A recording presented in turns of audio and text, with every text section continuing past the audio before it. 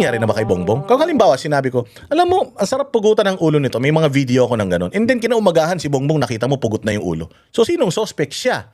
Si Inday ang suspect. Bakit? Kasi nga, sinasabi ni Inday sa kanyang mga press ko na gusto niyang pugutan ng ulo. So kung merong tao na may interest na pumugot ng ulo sa kanya, si Inday yun. Sinabi niya eh. Pugot na ba ulo ni Bongbong? Hindi naman.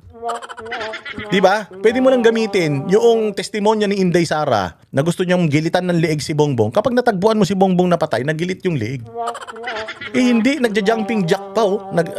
Panay pa ang padala ng fake news pag papakalat ng fake news. Eh, lakas-lakas niyan. Kung po poprotektahan niyo yan, walang hiya kayo, nakakadiri kayo. Talakayan sa mga video ni VP Sara, gaya ng pagbanta sa pamilya ni Pangulong Marcos. Ninyong lahat. Nagmumura na siya dyan. Considering the emotions, dahil nga, putsang ina, tinatarantado siya eh. Lahat na lang ng mga nakadikit sa kanya gustong ipakulong ng kamera nung mga panahon na yan eh. So talagang magagalit ka. Oh, may baliw si Inday na ganito ang inaasal niya. Ang baliw, kayo. Ang baliw kayo. Ang baliw si Bongbong at saka si Claire Castro. O, mali na yung mga pinagsasasabi, putsang ina, hindi kayo mag-apologize. Yun ang baliw. Pero ito si Inday, may intindihan ko ba ako bilang isang normal na tao, may intindihan ko kung ganito ang inaasal ni Inday during that time? Oo. Since day one. Binola mo sila. Binola mo sila. Sinabi mo, unity. Itutuloy mo yung proyekto ni Pangulong Duterte. Ayaw kong tumakbong presidente, tatakbo ako ng mayor, pinilit nyo ako mag-vice president. Pinilit nyo ako mag-vice president, ang dami nyong ipinangako sa akin. Nung nanalo tayo, ang una nyong ginawa, tinablan nyo yung mga ipinangako nyo sa akin. Pangalawa, pinalibing ng tatay ko yung magulang ninyo. Tapos ipinadala nyo yung tatay ko sa abroad. Pinakidnap ninyo. Tapos sandamukal. Kasi nga discretion ng Senate, mapag-uusapan nila discretion nila kung ano ang decision nila. Syempre majority wins diyan. O alam naman natin pagdating sa impeachment ni VP Sara, ang majority ng mga senador ayaw na niyan. Kasi masisira sila eh. Noong panahon kasi na ang inimpeach si Corona, sino ba yun? Basta si Davide. O may mga inimpeach na mga impeachable officials, hindi man mga sikat 'yan. Hindi naman mga presidente 'yan kasi si Erap noon na-impeach si Erap noon dahil talagang dahil walang pang-counter si Erap noon eh. Walang budget si Erap noon para i-counter yung propaganda sa kanya. So ngayon, dito kay Inday Sara, kahit na wala siyang pera pang-counter doon sa mga ginagawa sa kanya, may mga tao na organic na talagang nagtatanggol sa kanya. So kung titimplahin ko ako senador, titimplahin ko yung temperatura ng tao. Sandamukal yung mga nagkakalye survey kung gusto bang ma-impeach si Inday Sara. Marami mga Pilipino ang ayaw ma-impeach si Inday Sara eh. Si Inday Sara may 32 million na bumoto sa kanya eh. So paano boboto ako in favor of impeachment na ito? Masisira ang karir ko. Senador ako eh. Buong Pilipinas eh. Imaginein mo if Visayas in Mindanao is backing up Inday Sara sa laban na ito. Tapos ako tatakbo ako senador. Aasahan ko lang na boboto ako in favor sa impeachment ni Inday Sara or babalo sa basing ko si Inday Sara dyan sa Senado. Ano mangyayari sa akin? Visayas at Mindanao, hindi ko na makukuha. Ay, paano pa ako mananalo sa susunod? Hindi kayang Luzon lang yung boto ko. Diba? Oh. So, yung mga senador, mag-iisip ng matindi yan. At yun yung mga nakikita natin na pwedeng mga mangyari in the future. Pero, syempre, tapusin na natin yung ating kwentuhan. Hindi kasi ako talaga, mahilig ako magsalita, mahilig ako magbigay ng opinion. Hindi ako katulad ng iba na, react lang ng react ako. Magbibigay muna ako ng opinion bago tayo mag-react. So, bear with me.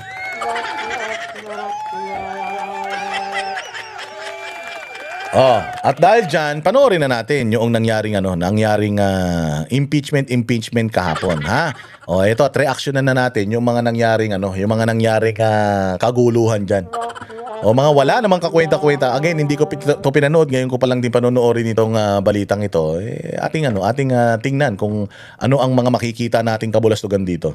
May sapat na basehan para ma-impeach si Vice President Sara Duterte. Yan ang napagkaisahang pasya ng House Committee on Justice sa ika-4 na impeachment hearing kahapon. Pero giit ng kampo ng bise, labag sa saligang batas ang ginagawang pagdinig ng komite. Yan ang Express Report. Kasi pagdinig hearing.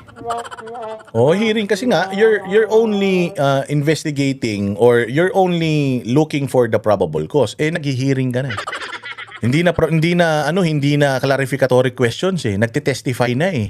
Unang-una sa lahat, NBI. Ang NBI, sa akin ng gobyerno 'yan. Pwedeng diyan ka kasi diyan ka hihingi ng clearance. Halimbawa, ako testigo. Meron akong sinabi. Si NBI yung magsasabi whether yung testimonya ko is accurate or not. Kumbaga pwedeng gamitin si NBI as malaking tulong para sa desisyon ng mga huwes whether totoo o hindi yung sinasabi ng testigo. Ang problema dito kasi, ang tumitestigo, yung NBI na mismo. Di ba?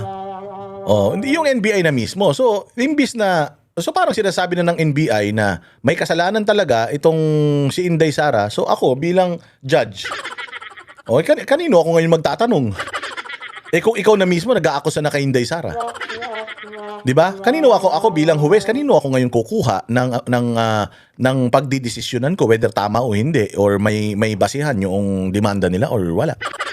Ikaw na dapat na patas ka, ikaw mismo yung nag-aakusa. Doon pa lang mali na eh. 'Di ba? So hindi dapat unang-una sa lahat ang NBI hindi dapat sila talaga pumupunta diyan at nagte-testify. First off, may kaso, may ebidensya. Yung ebidensya titingnan mo lang, sapat ba? Kung hindi sapat, hindi mo isasama sa kaso. Pero kung sapat yung ebidensya noong nag-aakusa, bakit yung ebidensya noong nag-aakusa kasama yung testimonya ng NBI? Dapat Senate ang nagpapatawag sa NBI. Pagdating dito NBI, balita ko nag-conduct kayo ng investigasyon patungkol dito sa death threat ni Inday Sara. Anong findings ninyo? Yun ang pagdidesisyonan ng Senado. Hindi, dito pa lang sa Congress ginawa na nila. Sa Congress pa lang inilabas na nila yung investigasyon ng NBI. Anong tawag doon? Defishing expedition yun. Akala ko ba clarificatory questions lang ang pwede? Bakit may mga testimonials na nagaganap? Ni Marian Enriquez. Sa unanimous vote na 53 in favor at walang tumutol, nakitaan ng House Committee on Justice na may probable cause o sapat na basihan ang dalawang reklamong impeachment laban kay Vice President. Grabe yung asawa ni Barbers. Yung asawa ni Barbers, sabi nila si Inday Sara daw, kailangan daw magpatingin ng utak. Palagi ko dapat mauna yung asawa ni Barbers magpatingin ng utak. Sinong tarantadong magba-violet na lipstick? Ano mo, parang baliw. Violet yung damit, violet din yung lipstick. Gago, hindi na uso yan. Putang ina, ano ka, nasa children's party ka? Ano yung kasal? May team? May motive? Walang hiya talaga Sabi ko nga, ang dami nila sinasabi dito tungkol sa well-being ni Inday Sara. Gago, kayo magpatingin. Hindi naman kayo mga psychiatrist, hindi naman kayo mga doktor. Kina-question niyo yung well-being ni Inday Sara, ba't yung well-being ni Bongbong di niyo i-question? Tangina, mali-mali yung mga ibinabalita, puro katarantaduhan yung mga lumalabas sa bibig, pautal-utal. Tapos putangina, ngiwi ng ngiwi. Bakit hindi yan ang ipacheck nyo? Bakit si Inday? Normal lang naman sa isang tao ang magalit. Ikaw, putangina mo, hayupin kita. Hambalusin kita ng walang kaabog-abog. Hindi ka magagalit. Di ba? Sinasabi nila kailangan daw magpa-check up ni Inday Sara dahil sobrang magagalitin. Putangina ninyo. Sino ba naman hindi magagalit? Nagtatrabaho yung tao. Tinatarantado nyo ng tinatarantado. Pinadala nyo yung tatay sa ibang bansa. Putsang ina, yung kanyang chief of staff, ikinulong nyo pa. Tapos kung ano-ano ang mga ibinibintang nyo sa kanya, hindi siya magagalit. May tama siya sa utak kapag hindi siya nagalit sa mga ginagawa nyo. Kung halimbawa, marami na kayong kahayupang ginagawa kay Inday, tapos si Inday, patawa-tawa pa rin, wala pa rin kwenta kay Inday yun, hindi man lang siya tinatamaan, yun, baka baliw na si Inday kaya hindi niya na nararamdaman. Para si Bongbong, yung galit ng taong bayan, yung pagkasuka ng taong bayan sa kanya, hindi niya nararamdaman, hindi niya naririnig at hindi niya pinapansin. Yun, may tama na sa utak yun. Baliw na yun pagka ganun. President Sara Duterte. Is there any objection? Perky yung boses ha. Is there any objection? Ang taas ng energy natin, mama. Ang taas ng energy natin. What's in it for you, madam? What's in it for you? Gaano kalaki ang nakubra mo dito sa pinagagagawa mo na to? Because again, sabi ko nga sa inyo, kahit gaano kalaki yung pera na yan, the stress that it will give you pag naging presidente si Inday Sara, wala na. Oo, lahat yan. Saglit na kasiyahan lang yan. Makukuha ninyo. But when Inday Sara is president, yari kayo. Ubus kayo lahat. Maniwala kayo. Hearing none, the hearing is suspended until May 4, 2026. Tapos sino nagpapalakpakan? Nagpapalakpakan yung mga makabayan. O kasi sino ang magbe-benefit? Sabi ko nga sa inyo, who will benefit from this impeachment? Are we gonna benefit from this impeachment? Tayo mga Pilipino, are we gonna benefit from this? No. Why? Mawawalan tayo ng Inday Sara na baka mas magaling pa kay Pangulong Duterte sa pamumuno. Kasi mas bata ang isip, mas mataas ang energy, mas malakas ang paninindigan. Tapos may puso ng nanay. So baka mas magaling, baka mas maging magaling pa si Inday Sara kay Pangulong Duterte pagdating ng 2028. Ngayon, pag hindi siya umupo, kawawa tayo. Bakit? Kasi may mauupong iba. Hindi natin yung alam kung yung uupong iba, kung hindi Duterte yan, tanggalin natin yung mga Duterte muna. Kasi alam natin, pag na-impeach naman si Inday Sara dito, merong Duterte na mag-i-emerge at Duterte pa rin naman na magiging presidente sa 2028. Ano na yun? Sure na tayo doon. Kaya nga sabi ko, ano kayang iniisip nitong mga nitong mga congressman na ito? Na habang buhay, nasa kapangyarihan sila. Even if ma-impeach si VP Sara, kahit sinong Duterte ang tumakbo basta nasa tamang edad na, mananalo sa 2028 elections eh. Dahil, Duterte talaga yung gusto natin eh. Di ba? Kahit nga hindi Duterte, basta itinaas ng kamay ng mga Duterte, sigurado yan ang iboboto ng taong bayan pagdating ng 2028 eh. May pakinabang sa atin. Sa kanila, malaking pakinabang pagka si Inday Sara hindi naupo. Bakit? Una, hindi hahabulin. Walang hahabol sa mga ginawa nilang kabulastugan. Pangalawa, tuloy-tuloy ang pagnanakaw, tuloy-tuloy ang drugs, lalong-lalo na itong mga makabayan. Tuloy-tuloy ang mga panghahayop na mga NPA sa bayang Pilipinas. So, sa kanila may silbi kung si Inday Sara hindi mauupo, mga kriminal sila. Pero sa atin mga Pilipino, may silbi sa atin 'yan. Putsang ina, dadami NPA, dadami drugs. Tataas ang krimen. Nakita niyo nakaraan, putsang ina, yung mga riding in tandem kahit tanghaling tapat. Kahit sa matraffic na lugar, namamaril na lang ng ganyan-ganyan. Nakita niyo yung gulo ng Pilipinas ngayon? Gusto niyo pa ba magkaroon ng ganyang klase ng Pilipinas sa 2028 onwards, mga bossing? Tingnan niyo yung mga sarili ninyo. Itong mga congressman na ito, sa gulo na nangyayari sa bayang Pilipinas ngayon, ano ang ginagawa nila para matulungan tayo bilang mga Pilipino, bilang mga constituents nito, mga hayop na ito? Anong ginagawa nila para matulungan tayong makaahon sa hirap, sa pang-araw-araw na struggle natin? Wala. Ito inaatupag nila. Kaya ako, sigurado ako maraming mga nanonood sa akin sa mga distrito, iba-ibang distrito dito sa Pilipinas. Tandaan ninyo, nandito ba yung mga congressman ninyo? Kung nandito yung mga congressman ninyo, itakwil nyo na yan. Ngayon pa lang, ikampanya nyo na yan. Kasi hindi talaga boses ninyo yung nire-represent ng mga yan. Ang nire-represent ng mga yan, yung personal interest nila. Ano yun? Mga kontraktor yung iba dyan. Sindikato yung iba dyan. Drug lord yung iba dyan. Kurakot halos karamihan yan. Nakinabang ba kayo? Hindi. May mga bagong proyekto ba sa mga distrito ninyo? Wala. Kasi lahat nasa bulsa nila, tas iboboto nyo pa?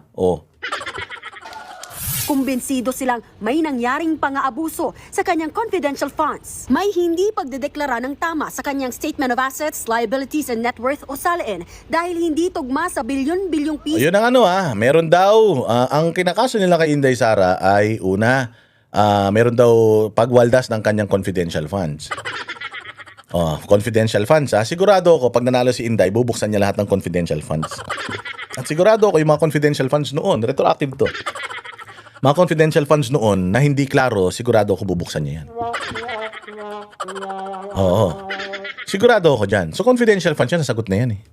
Lahat nga ng Pilipino naniniwala eh. May pagwawaldas ba sa confidential funds? Dahil doon sa Mary Grace Piatos, tingnan mo, nauubos yung mga ngayon. Nauubos yung mga NPA ngayon. Ang daming mga namatay. May namatay noong nakaraan na 11, may namatay pa na 7 nito lang. Malaking numero yan. Malaking numero yan. So, ibig sabihin, yung intel gathering ni Mary Grace Piatos laban sa insurhensya, ngayon ito nagmamaterialize na. So, happy ba tayo dun? Oo naman. Sa tingin ba natin ninakaw yun? Hindi. Hindi. Bakit? Kasi nakita may mga resibo, may mga nag-receive eh. Kaya nga lang, yung mga nag-receive, wala sa NSA, di ba? Wala sa PSA. Yung mga nag-receive, mga aliases, which is, naiintindihan naman natin yun. Di ba? Kapag ang PIDEA, nagbigay sila ng pabuya sa kanilang mga asset na nakapagpahuli ng malalaking pusher, hindi ba nakadisguise yan? Hindi rin naman tunay na pangalan yan. Nakamaskara, as in, walang makitang naka-long sleeve, naka-jacket. Kasi nga pinapangalagaan yung confidentiality nung kanilang asset. Ganun din kay Inday Sara. Napakadali nilang i-depensa ito sa pagdating sa korte. Pangalawa, SALN. Anong problema sa SALN niya? Naka-declare naman sa salin niya. Naka-declare din naman yung mga business ventures nila. Nakita naman natin, palpak naman talaga yung pag-add nila ng mga bank transactions. Kasi binabase nila yung pera niya sa kanyang bank transactions. Ito lang yung salin mo, pero may billion ka ng bank transactions. Pinaliwanag na natin yun. Noong panahon ni Corona, walang nagpapaliwanag nun. Pero ngayon, panahon ni panahon ni VP, makikita natin na matatalino na mga Pilipino. Mantakin mo yung pumasok sa aking pera tsaka lumabas na pera, pinag-add mo, tapos hinanap mo. Gago. Yung pumasok sa akin, lumabas din, di zero na yun. May pumasok sa akin isa, may lumabas na isa, naging dalawa. Hahanapin mo yung dalawa kung nasaan. Gago. Nakalagay na nga sa dokumento na transactions yan . Inflow and outflow, pag pinag-add mo, that's bank transaction, considered as bank transactions . So doon pa lang tapos na sila . Ano pa? Yung threat daw niya sa presidente, naipaliwanag na rin yun ang sandamukal ng mga abogado . Conditional. Wala siyang sinabing pangalan. Kahit na sinabi niyang no joke, wala siyang sinabing pangalan. Conditional. Ang sabi niya, pag namatay ako, pag pinatay nila ako, patayin mo rin sila. So that's conditional. Pwede nga niyang iutos sa asawa niya yun . Mans, pag pinatay nila ako, patayin mo din sila . Pangako mo sa akin . Di ba ganyan naman yung mga ganyan naman. Halimbawa, ikaw, may jowa ka. Di ba may jowa ka, sabihin mo, pag namatay ako, mag-aasawa ka pa ba? Pag sinabi mong oo, yari ka. Syempre ikaw, sabihin mo, pag namatay ako, huwag ka mag-aasawa, ha? Huwag ka nang iibig muli, gusto ko ako lang, mumultuhin ko kayo. Hindi ba? Pero ako, naasawa mo, mangangako ako sa'yo, sige, huwag ka mag-alala. Pag namatay ka, hindi kita ipagpapalit, ikaw lang ang mundo ko. Putang ina, wala pa 1 linggo, hindi pa nabubulok yung bangkay doon sa nicho. May syota ka ng iba. Gets ninyo? Napakadali . Pwedeng ako, kapatid, pagka may nangyari sa akin, pangako mo, papatay mo rin sila. Pag pinatay ako, papatayin mo rin sila. Hindi ba? Alam mo yun, pwede namang kwentuhan lang yan. Pwede namang usapan lang yan. Is it an active threat? Hindi naman, magiging threat lang yan. Magiging active threat lang yan or magkakaroon lang ng active threat kapag ka nasunod yung kondisyon niya, which is mamatay siya at patayin nila. Papaano kung siya namatay sa dengue? Namatay. Ma-activate ba yung kanyang sinabi na pag pinatay nila ako, patayin mo rin sila? Ang usapan, ang kondisyon, pag pinatay nila ako. Kung namatay siya namatay siya sa bangungot. Kung ako yung kinausap niya, papatayin ko yung mga sinasabi niyang gusto niyang patayin ko. Namatay naman siya ng natural cause. Gets ninyo? Putangin yan, ang tatanda niyo na . Patanga-tanga pa kayo? Ano pa? Transaksyon sa bangko at pinagbantaan niya ang buhay ni Pangulong Bongbong Marcos. Sa huling araw ng impeachment hearing ng House panel, sumentro ang pinagbantaan niya yung buhay ni Pangulong Bongbong Marcos. First, una sa lahat, lagi ko sinasabi sa inyo, never mong marinig kay Inday Sara na pinagre-resign niya si Bongbong. Never mong marinig kay Inday Sara na sinasabi niyang hindi ka nakarapat dapat na presidente, lumayas ka na dyan. Wala rin siya sinasabing step down. Wala rin siya sinasabing huwag kayong sumunod sa gobyerno. Walang ganun. Hindi nga niya sinasabi yun, yung pakayang patayin yung presidente. Kalinaw-linaw naman. Nandiyan ako nung meeting na yan. Nandiyan ako, nakikinig ako. Zoom meeting yan . Nagtanong sa kanya, yung Project Romano, project ganito. Kasi nga, sinasabi ni Inday Sara na meron ng mga series of assassination attempt sa kanya. Meron ng mga ilang beses na nag-attempt na i-assassinate siya. So ang tanong, natatakot ka ba sa buhay mo? Hindi ka ba natatakot sa security mo? Yun ang tanong . Sinagot lang niya yung tanong. Anong sagot niya? Huwag kayo mag-alala sa security ko. Kasi may kinausap na ako na tao na kapag pinatay nila ako, sinabihan ko sila na patayin din sila. See? Yun yung istorya . Chinap-chap nila . Doon lang sila sa nagbabanta. Ano yun? Gumising si Inday Sara ng isang beses na pumunta sa camera tas nagbanta. Abogado yan. Di naman yung kasintangan ninyo. And let us also consider yung emotions niya during that time kasi putsang ina, mantakin mo, ikinulong nila yung yung chief of staff niya. Ikinulong nila ng walang kaabog-abog tapos ililipat nila ng ibang kulungan ng walang order ng Kongreso. Siyempre magagalit ka. So considering all the pressures, talagang makakapagsalita ka. 'Di ba? Talagang makakapagsalita ka. Naipaliwanag naman niya yun. And ang dami din ng mga lawyers na mga legal luminaries ang nagsasabi na there's no threat doon. Lalong-lalo na yung sinasabi na pupugutan ng ulo, yung pupugutan. Sinasabi ni Inday Sara during that time, galit na galit ako sa kanya sa sobrang galit ko. Alam mo, ini-imagine ko, sarap pugutan ng ulo nito. Sinabi ba niya na pupugutan ko siya ng ulo bukas, ngayon, sa Makalawa? Walang ganun. Sa sobrang galit daw niya kasi pinahiya niya yan yung may pumuntang kadete ng PMA na nanghihingi or ina-arbor yung relos ni Bongbong, sobrang mahal nung relos. Sabi niya, why would I do that? Nung narinig daw ni Inday Sara yung talagang nagpanting yung tenga niya, tas sa isip niya ha, parang sarap pugutan ng ulo eh. Pero sa isip lang niya yun. Di ba? Anong threat doon?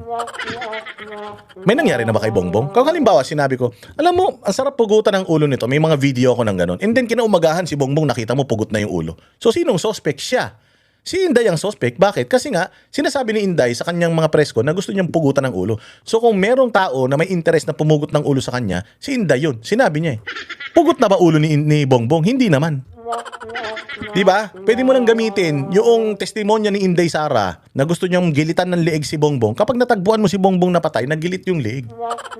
Hindi, nagja-jumping jack pa panay pa ang padala ng fake news pag papakalat ng fake news. Lakas-lakas niyan.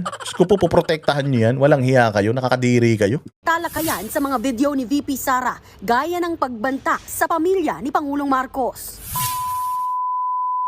Ninyong lahat. Nagmumura na siya dyan.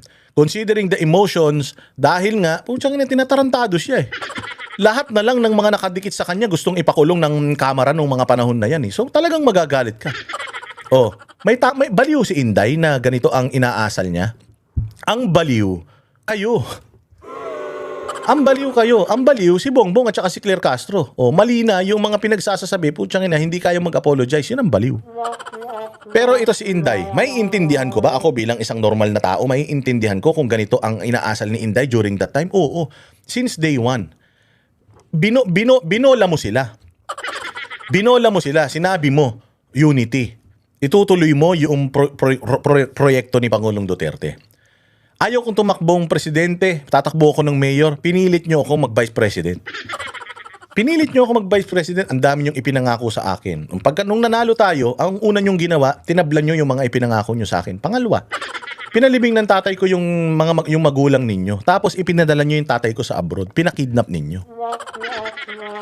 Tapos, sandamukal, pati ba naman yung kay OJC na tumutulong sa Pilipinas, tumutulong sa mga Pilipino, simbahan, tahimik na nagdadasal lang sa kanilang banal na dako, binaboy-baboy ninyo, may namatay pa. Hindi ako magagalit niyan. Tapos yung Davao City, na iniingat-ingatan nila, pinaganda nila, tinatarantado ni Torre. Kung ano-ano ang ikinakaso kay Baste, ano-ano yung kinakaso kay Pulong, yung kapatid na bunsong babae, kung ano-anong paninira. Tapos eto pa, yung mga staff niya na nananahimik, ginigipit sa Kongreso, muntik pa siyang ipitin sa ambulansya, hindi ka magagalit niyan. Kung hindi ka magagalit sa mga ganung bagay, abnormal ka. Baliw ka. O hindi ba? So tayo mga kababayan, naiintindihan ba natin si Inday Sara kung nagkaroon siya ng ganitong, sabihin na natin meltdown or outburst? Hindi. Ganyan din ako eh. Ganyan din ako. Naliligo din ng mura yung mga yan sa akin. Hindi pa ako ginaganito ha. Pinagmumumura ko na yung mga yan. Gusto ko na ba silang mamatay? Sa isip ko nananalangin ako sana bangungutin na yung mga yan. Hindi ko sila papatayin, hindi ko sila babarilin, sasaksakin or what. Pero nananalangin ako, masama nga manalangin na mamatay na sila, pero nananalangin ako mamatay sila eh. Hindi pa nila ginagawa sa akin yan ha. Si Inday Sara pa kaya, pakidnap yung magulang, tapos ginigipit yung buong pamilya. Hindi ka ba magkaaganito? Normal na tao to. Oo, ito ang pagpapakita na si Inday Sara is a normal person. Yung magagalit ka sa mga injustices, magalit ka sa mga paglabag sa karapatang pantao, that's normal. Pero kung yung karapatang pantao na nilabag, anuhin mo pa, i-back up mo pa, putang ina, baliw ka nun. Katulad niya, mga congressman, panay ang labag. Katulad ng Malacanang, panay ang fake news. Normal lang na magalit tayo. Huwag kang mag-alala, ma'am, sa security ko. Ayun yung sagot. Huwag kang mag-alala, ma'am, sa security ko. Kasi ang tinatanong dito, yung security niya eh. Kasi maraming beses na siyang in-assassinate. Tapos, yung kanyang security, pinupull out. So, anong plano? O hindi ba? Kasi may kinausap na ako na tao. Sinabi ko sa kanya, kapag pinatay ako, patayin mo si BBM, si Lisa Araneta, at si Martin Romales. Pag pinatay ako, ilagay na nga natin sa senaryo eh. Kung si Inday Sara natinik siya ng bangus, ganun. Tapos, namatay siya. So, mag-activate ba yung sinasabi niyang threat? Hindi. Kasi ang linaw eh, may condition eh. Pag pinatay ako. See, hindi kayo uubra dyan. Lahat ng mga abogado, word per word, pagka inano mo yan, talagang inisa-isa mo, walang active threat dyan. Mismong NBI ang nagsabi, hindi yan edited at hindi rin AI. Nakitaan din ng National Bureau of Investigation o NBI na may reasonable certainty of conviction. Kaya naghain sila ng reklamong 3 counts ng grave threats at 1 count ng inciting to sedition laban kay VP Sara. There's no room for interpretation. Hindi mo na kailangang ipaliwanag. That is an actual threat to the president and to the wife and the former speaker. No, it's not a threat. It is not a threat kasi the threat will only get or be activated or maa-activate lang yung sinasabi niyong threat if something happens to her. If papatayin ako. Naipaliwanag niya nun. Pero maganda. Sabi ko nga kung ito yung mga dadaling dyan sa Senado, kung ito yung mga iaakyat dyan sa Senado, with Marcoleta, with Chis Escudero na mga abogado, with Cayetano, na 2 Cayetano na abogado. Sino-sino pa yung mga abogado dyan? Wag na si Kiko, Pangilinan, tanga naman yun. Hindi to lulusot sa kanila. Kalinaw-linaw eh, pag tinagalog mo eh, hindi lalong maiintindihan pag tinagalog mo eh. Syempre, ito si Matibag, gagawin niya yan. Kaya nga umalis yung NBI director nung una eh. At yung pumalit sa kanya na NBI director, tinanggal din nila eh. Kasi hindi nila kayang gawin yung ginagawa nito ni Matibag na wala ring hiya. Si Matibag parang si General Torre din yan. Na sa ang alang-alang sa posisyon, gagawin lahat kahit mali na. Pero sabi ko nga, it's not worth it. Attorney Matibag. Director Matibag, it's not worth it. Why? Hindi naman kayo forever na nandyan yan. Yung yung presidente naman na sinasandigan ninyo, hindi naman yan forever na nandyan yan. Yung pera naman, if ever na meron kayong mga kinikita dito out of this, sigurado naman ako na hindi naman yan, hindi nyo naman madadala yan sa impyerno pupuntahan ninyo. So it's not worth it. But then again, marami na silang tao na ginamit para babuyin ang mga Duterte. Akusahan ng mga Duterte. Worse, meron pang Trillanes na talagang matindi ang kanyang conviction sa mga Duterte. Accusations niya, matindi. Hindi nga nila napapatumba Duterte, ikaw pa kaya Matibag. Imaginein mo na lang Matibag, kung ano ang pwedeng mangyari sa iyo pagdating ng panahon na wala ka na sa kapangyarihan. Good luck sa iyo, sir. Kinumpirma rin ni NBI Director Melvin Matibag na may lead na sila sa umano'y assassin na posibleng kinausap ni VP Sara. Bukod sa video na yan, binusisi rin pati na ang video ni VP Sara na aniya pagputol sa ulo ng kanyang mga katabi. If you could see the whole video that was submitted, Your Honor, it is the President that was referred, Your Honor. The President? Yes, Your Honor. Malinaw para sa komite na impeachable offense ang mga pagbabanta ng bise. This is not Katulad nun, hindi yun pagbabanta. Sabi ko nga sa inyo, hindi yun pagbabanta. Ano yun? Paglalabas lang ng kanyang nararamdaman towards a person. Na during that time, nung nangyari yung, galit na galit ako, gusto ko siyang gilitan ng leg. Na sobrang galit ko during that time. Pero, wala siyang sinabi doon na, gigilitan ko siya ng liig ngayon, bukas, at magpakailanman. Walang ganun. Walang ganun na sinabi si Inday Sara. And as I've said, Inday Sara is not just a normal person. She is a lawyer. At hindi lang basta lawyer. Mataas ang grado ng bar exams and pumasa pa sa exams ng pagkahuwes. So no matter how you try to twist it, hindi naman tanga mga Pilipino maniniwala sa inyo eh. And even if, let's say for example, baka nga kung, sabi ko nga sa inyo, the fact na tuwan-tuwa yung mga Pilipino na nababalitaan na may colon cancer, nababalitaan na namatay na yata, code blue, tinakbo sa ospital, tuwan-tuwa nga yung mga Pilipino eh. Hindi ba? Tuwan-tuwa yung mga Pilipino na yan daw presidente natin eh, malapit na matigok, hindi na nga daw yan yung totoong presidente, sabi nila eh. Tuwan-tuwa nga yung mga Pilipino sa mga balitang yan eh. So paano mo pa mapapaniwala o paano mo magagalit yung mga Pilipino dito sa mga tinuran ni Inday Sara na ito? If something happens to the president, parang feeling ko mag-i-enjoy pa nga yung mga kababayan natin. Simply a threat punishable under a statute. This is not simply a threat that is defined under the revised penal code, but this is an impeachable offense which violates the Constitution. Kung hindi tama ang ugaling ito para sa second highest official of Tangina si Tabingi, oh. Si Bingkong, oh. Kung hindi tama ang ugaling itong mga NPA na to, di umano, oh. Sige, ano sasabihin nitong baklang Tabingi na to? Sabi ko nga sa inyo kaya tumabingi yan, na ano yan ng masamang hangin eh. Nahanginan ng masamang hangin. Malamang chumuchupa yan ng patagilid. Kaya ganyan. Karma. O, tinan mo. Puro karma ang inaabot. Malapit na rin atakihin to. Pagdating na 2028, putsang ina, baka yung stroke nito matuloy na. the land, mas lalong hindi po ito karapat-dapat para sa isang tao na nag-aambisyon na maging highest official of the land. Gusto namin yan. Gusto namin yan. Gusto namin yung ganyang katapang. Ayaw namin yung katulad ni Bongbong na tanga. Gusto namin ganyan, yung matapang, yung nananapak. Gusto namin yung ganyan, yung kamay na bakal. Gusto namin yan.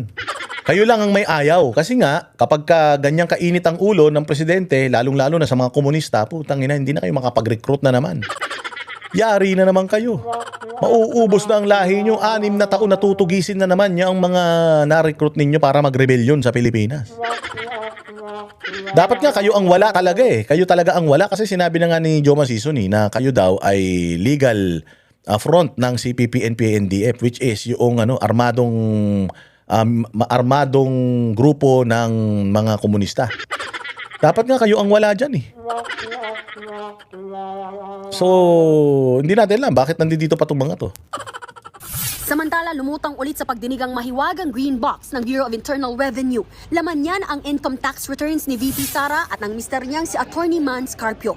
Hirit ng ilang kongresista. Katulad yan, yung income tax return na yan, Diyos ko, sabi ko, putangin na. Sa akin tol, isa ako sa Banateros Vloggers tol eh. Oo nga, isa sa mga Banateros vloggers. Kasi di ba Banateros Brothers, kami yon. Sila Banateros Vloggers. Yan, ayun, alam nyo na kasi fake news daw ako eh. May nag-comment kasi sa video natin tol, fake news daw ako. AI lang yung kasama mo, hindi yan si Jay Guevara, sabi nga nun. Yan kitang-kita nyo yun Yan ang Banateros, walang inuurungan. Pag tama palakpakan, pag mali ay babanatan. Yan ang Banateros, boses ng ordinaryo Pilipino. Banateros ay walang makakaawan, walang inuurungan. Banateros